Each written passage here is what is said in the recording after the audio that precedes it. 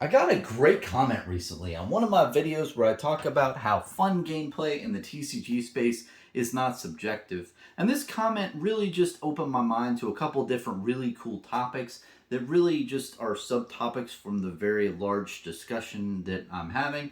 And I wanted to talk about it, man, because it's really food for thought and it's really interesting to delve down different rabbit holes here. So, this is a comment from James Lockwood, who is a store owner and trading card game player. He's been in the industry for a very long period of time. He's actually a owner of a local game store in my area called The Haven Games. I'll put a link down below. Not affiliated with them. I just like shilling for local game stores that are out there. So anyway, long story short, I want to read the comment to you, just read all the facets that he was discussing in the topic, and then give you my kind of like overview of what I think of both of the topics that are outlined here. So it's a really fascinating type of rabbit holes we're going down to today. So anyway, the comment I'll read to you. So something I've come to learn and understand about many TCG players in my experience is that their enjoyment of a particular TCG is very akin to an MMORPG. If you don't know what that is, MMORPG stands for Massive Multiplayer Online Roleplay Game, like World of Warcraft and a couple other ones that I don't know offhand. It's akin to that, he sings, and that's a really good point. So let's read on. A vast amount of loyalty is put toward a specific game because of the community they are involved with, as well as both the time and the money that has been invested. Many Magic players that I know would rather give up TCGs altogether than abandon Magic because of how many years and thousands of dollars they put into Magic. Final Fantasy TCG players absolutely adore the IP and many years of video game history they have experienced in their lifetime. Pokemon players love their IP and were able to grow up with it.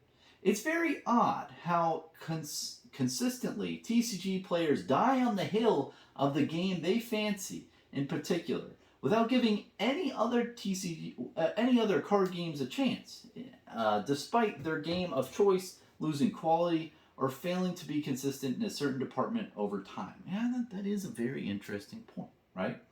So call it sunken fallacy or fear of not being able to find a group of players to share your game with. But in the world of gaming, I find TCG players are incredibly stubborn when it comes to judging the quality of games, which is my whole point. Rating system, judging quality of games. And I can tell you this, Magic the Gathering is one of my biggest examples of a card game that obviously earned its place in history, of course. But man, it's not nearly as fun as games like Flesh and Blood or Final Fantasy TCG, that it's just archaic resource mechanic, and yet many Magic the Gathering players would say it's perfect. Don't get lands on your opening turn, mulligan in MTG, oops, you lose. Open turns or play a land passed. It doesn't really hold up in my opinion. And then at the end he says, a subplot is, may have gone off topic on this video a bit, but as players and store owners, as a player and store owner, it's just interesting to see the way players cling to their game of choice. Whether it's quite literally making up excuses to bash other games to make them feel better, or protecting their investment because of the harsh reality of how much money they put into their deck. Spicy, man. And sleeves, dice, deck box, and what have you. It would be nice to have 100% unbiased coverage of overall quality of TCGs. And he says, great video. Thanks so much for the comment, James. This is perfect. It just outlined a lot of great topics, and I really want to delve in. And, overall, in the bottom here, unbiased coverage of overall quality of TCGs. That's really kind of what my title of these videos should be, really. That's what the heart of all that I'm saying is. There needs to be either like certain critics or rating bodies of aggregated totals of 100% unbiased coverage of the quality of TCGs, because they do differ from one to another. Now, the first topic I want to talk about, right, is the land-based system game mechanic. I want to focus on the MTG part first. And the major question I want to ask is, why can't we just admit, as a collective people out there, that the Magic the Gathering land-based system is not perfect. It is not a 10 out of 10. It's probably like a 6 out of 10 gameplay mechanic wise, you know? And I don't mean to shit on Magic. I played Magic for, when I was a kid. I really enjoy it. I even played it recently. I even played in the Haven Games store, right? I played Jumpstart. It was a fun experience. I liked it. It was cool how you could just match two booster packs together and you play a game just with the packs that you open up. I thought it was a really brilliant just way to play Magic the Gathering. I've never played that before. And it was a lot of fun. I even opened up a pretty expensive card, the elf that was like $50. It was pretty cool. And yeah, no, I had a lot of fun. And I was playing against my friend AJ from Adventure Co Gaming. But all in all, what happened in the one game we played, I know it's just a very small sample size of one, but I drew too many lands and he drew no lands, you know? And I was like, oh, yeah, that's why that's why this game system's a little wonky. But did I have a fun time? Yes. Was it a good time? Yes. But, in the beginning of the game, it was very slow. Literally, you just put a land down, pass. Put another land down, pass. Of course, you play faster as you've played more games, but all in all, there's different situations that you can run into where your opponent just gets more of a lead ahead of you because they drew better cards at the beginning, and that's not skill based, unless you're cheating and you're cheating really well. Then you're really skillful.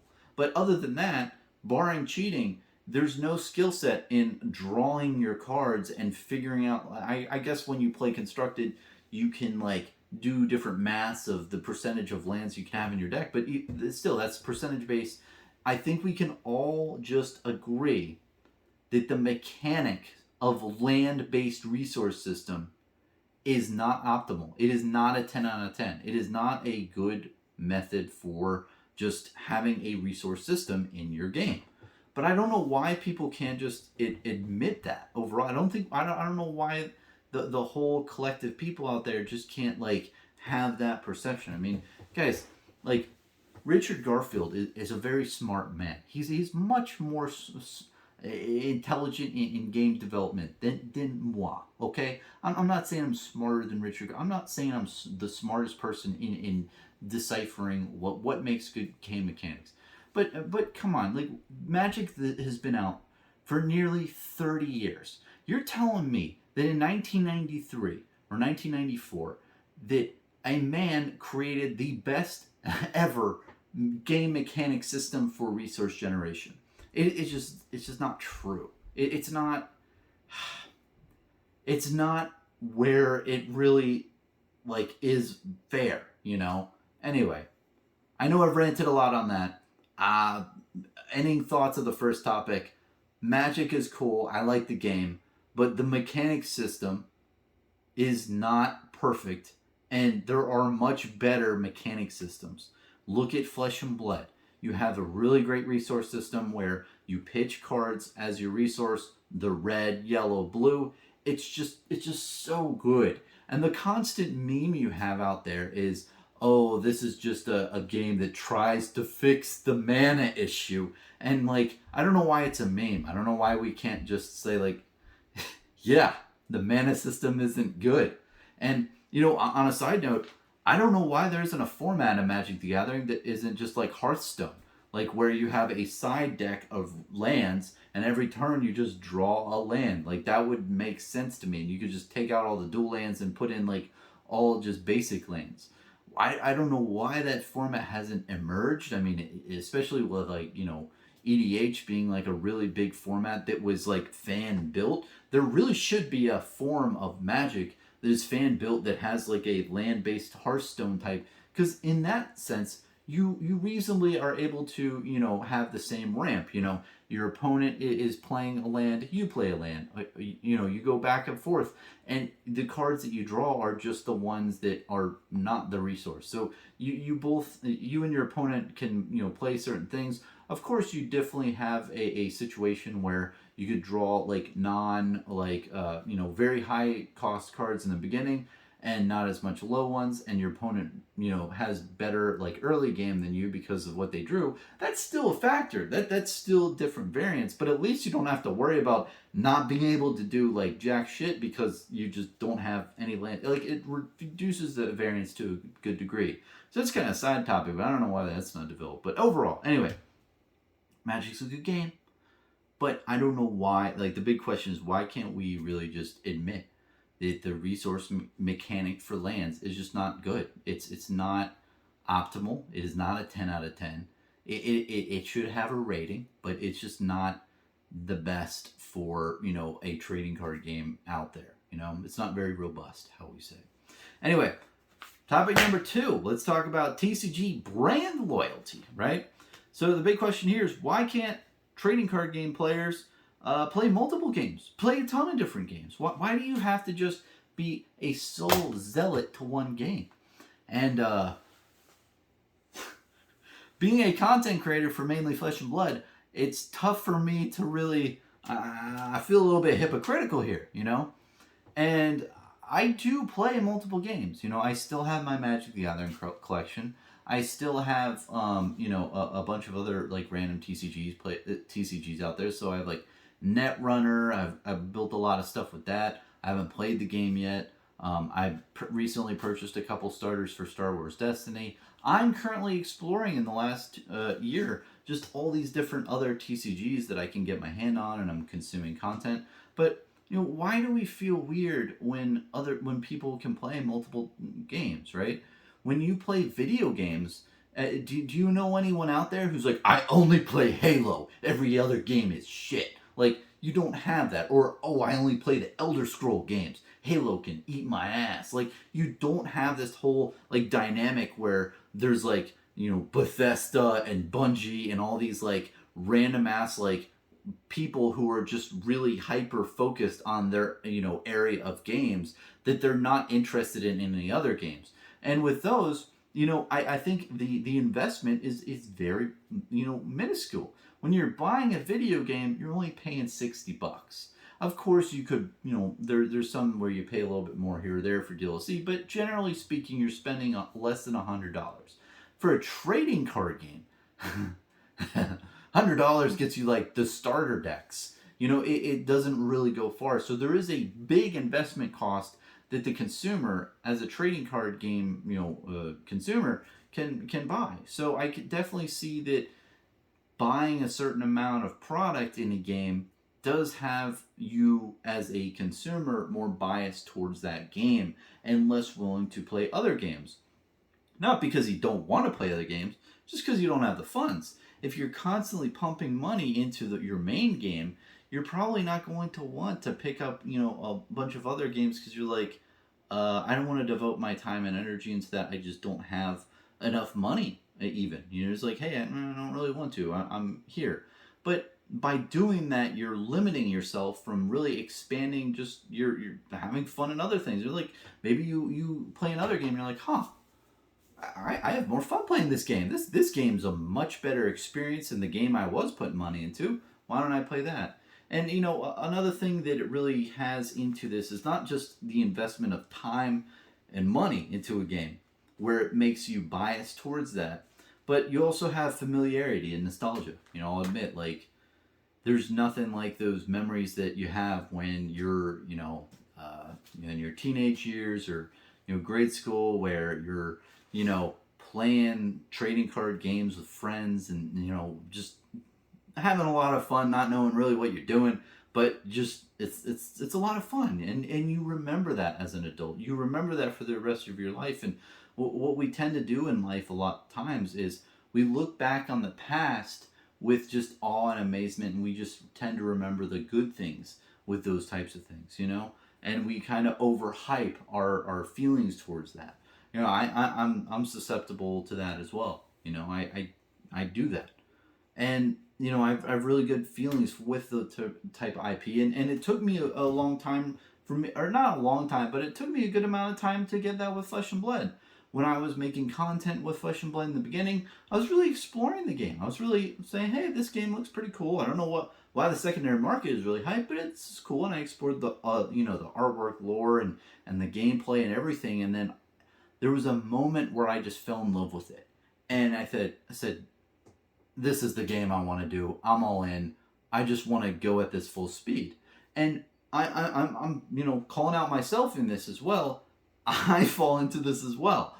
I found a game other than Magic that was like, okay, I want to just collect this and play this as much as possible. This is my main game. And it's like that one meme where, what is it, like, I'm no longer friends with this person. This person is my new best friend. I feel like that's the whole dynamic when people have churn with one game to another. It's not like they can say, oh, I want to play like 3 or 4 different trading card games and I'm going to have decks prepared and everything and I want to go to all these events. No, it's more of like, this is my main game. This is what I want to put my money, time, and effort into, and I don't want to be concerned with any other trading card games out there. And I think it's really a hindrance on the industry as a whole, because I think when the trading card game developers got you, and they're like, now we have a customer for life, or now we have a customer for a very long period of time, and unless we do something egregious, there's no way that this sucker is going to leave our scope of just our bubble of buying our products. You have a lot of brand loyalty in the industry, and it's very interesting to me.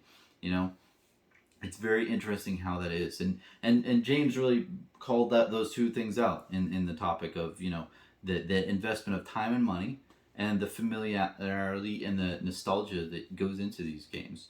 So I think that to wrap up these two topics, with the game mechanic land system, I think that overall, if there were people who really just judged the overall quality of TCGs out there and really rated land-based resource systems from one another, Magic, any other game that uses the land-based resource system would get a ding in that category and say, hey, it's a good game. It has these areas that are nice about it, but this is an archaic system for resource playing the game, right? I think that should just be accepted out there. And I think people hint at it here and there and say, oh, this game is just the one that solves the land problem, but the land problem is really, it's bad, okay? And if you don't agree with me, I don't know what you people should agree on that topic. That's the whole thing there. And then the whole thing with the TCG brand loyalty. I don't know how you figure that one out. There is a good amount of time and money and effort that goes into playing TCGs. It's not like you can pick up and play. I mean, maybe for that, I guess you have a bunch of different casual formats for a bunch of games where you can all be competitive. Like, Sealed and Flesh and Blood is a good example. You don't really need that much investment cost. You literally just go into the local game store, pay your $15, and you can open up 6 packs and play, or open up 3 packs for draft and play. So I think different formats that allow you to play the games without investing as much is a really interesting focus, and I think a lot more people out there need to be more acclimated into what sealed and draft are. I'll admit full force that 2 years ago, right, or 2.5 years ago, before I got into Flesh and Blood, I had never played a sealed or draft event in my life, and I think that the amount of players who play sealed and draft has degraded a drastic amount over the last 5 years. I have zero data to support that, but yeah, that's my feeling here. So I think more focused on draft and sealed events, or events that just require a very low barrier of entry and have the perception out there in the market of, oh, hey, this format here, draft and sealed, is a great way to just test games and have fun and not really have a huge investment in, and just hang out and have a good time.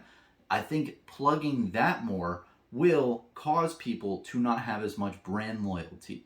The perception of, hey, play draft, play sealed, that is what is really going to just degrade the whole brand loyalty. Because once people do play Flesh and Blood or play another game out there and say, oh, this game's a lot of fun. Then they can, get more into that and not really hyper focus on the type of, competitive nature of, building best decks and stuff for a certain thing. But overall, I think that the whole mindset of being like hyper focused in one thing, and I guess I'm a little hypocrite with that. Yeah, it isn't good for the industry overall, and I don't know why, we can't all just admit, like, it's nice to play a bunch of different games. Of course, me, right? I love Flesh and Blood. Totally in love with this. Much hearts to James and Legend Story series. I'm drinking the most amount of Kool-Aid for this game. I'll tell you straight up. But I am playing other games. It's not like I'm not playing any other TCG. I'm very interested in other TCGs. I mean, even recently, Matt Burks, he's putting out a bunch of Kickstarter campaigns for his games. I think the artwork and the vibe of what he's making is cool, and I like the design work. I can like that and still love Flesh and Blood. I can still tell you that Jumpstart is pretty fun. Does it have a little flaw with the land system? Of course. But it was a lot of fun. I'll tell you what. It was cool how you literally just open 2 packs of cards, put them together, and you're done. And you just play against another person. That was a good amount of fun, I'll admit. And I haven't played Star Wars Destiny, but I bought those cards and I can't wait to play that. And also Netrunner is an awesome game, and I really want to put a couple decks of that together so I can play against someone. So all in all, I'm playing, I'm collecting a bunch of different games out there, and I want to play other. I don't have the time. But I'm admitting to you, like, I am out there. I am looking at a bunch of different games, and I'm interested in a bunch of games. And I think if the industry overall is more interested in, like, then when I say industry, I mean consumers. If consumers' perception out there is to try a bunch of trading card games, I think it's going to be great because it's going to just increase the amount of exposure they get to a bunch of different games. It's going to give other games like a chance. And this all goes on to the critics and reviews, and when I say fun gameplay is not subjective, I mean some games are a lot funner than other, and funner isn't a word, but some gameplay in games is more developed and better than others. And if more people play them, and if the game mechanics are analyzed by critics and people overall, you're going to have a 100% unbiased coverage as well. Like, if you can get that, like, that's like the Shangri-La of what I'm trying to do, 100% unbiased coverage of what game is good or bad. Like, then I think the market is going to be better overall, man. And you're going to have more game creators focusing on creating better gameplay because they know the consumer gives a shit about it. So anyway, again, thanks again for James Lockwood for writing this really great comment on one of my videos. I'll put a link down below to the Haven Game Store, which is a store he runs. They're my local game store, and they sell a lot of cool cards online. I purchased a good amount of stuff the last couple months on the store. It's really convenient too, because I literally like buy it all, and then every once in a while I go to the store and I literally just pick them up in person. So it's been really convenient for me for buying experience. But overall, great guy, great store. So I'm plugging local game store here. Anyway, thanks for watching, and let me know what you think, because this is really interesting subtopics, and this really just dives down more deep rabbit holes of what my overall topic is of fun gameplay not being subjective. So cheers, man. Have a good one.